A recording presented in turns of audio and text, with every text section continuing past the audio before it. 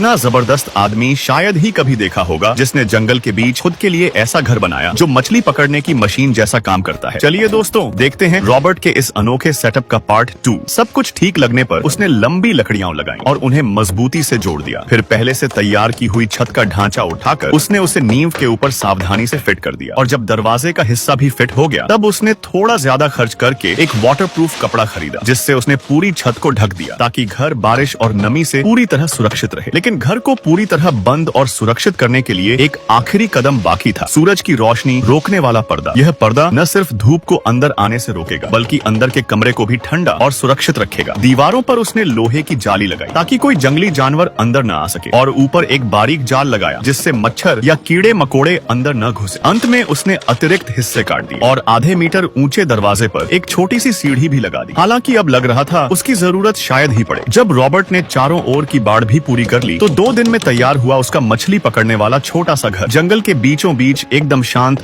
और मजबूत ठिकाना बन चुका था। अब यहाँ बैठकर मछली पकड़ना उसके लिए बेहद आसान और सुकून भरा काम होगा। इसके बाद बारी आई खाने की व्यवस्था करने की। उसने 2 लंबी लकड़ियां ली और उन्हें पेड़ों की 2 डालियों के बीच मजबूती से टिकाया। फिर बीच में रस्सी बांधकर दोनों सिरों को जोड़ा। एक सिरा उसने दीवार के पास हाथ धोने की जगह के ऊपर फिक्स किया और दूसरा सिरा छोटे नदी किनारे तक ले गया जहाँ उसने पत्थर लगाकर एक छोटा बांध बना लिया। अभी मौसम भी मछली पकड़ने के लिए बिल्कुल सही था, तो अब बस इंतजार था फसल यानी शिकार के आने का। रॉबर्ट कुछ पल रुका, अपने बनाए सेटअप को देखकर मुस्कुराया और फिर तेजी से अपने घर की ओर लौट गया। वहाँ उसने बिस्तर पर चादर बिछाई, तकिया और कंबल रखा। बस एक परफेक्ट सिंगल बेड तैयार हो गया। उसी वक्त जब वह थोड़ी देर दोपहर की नींद लेने जा रहा था, पास में रखे मछली पकड़ने के जाल से झपटे की आवाज आई। मतलब कुछ तो फंस गया है। यह नजारा देखकर कोई भी अनुभवी मछुआरा दंग रह जाए। ये पकड़ी गई मछलियाँ कम से कम आधा महीना उसका पेट भर सकती थी। अब रॉबर्ट चैन से अपने पसंदीदा जंगल जीवन में कुछ और दिन सुकून से बिता सकता था।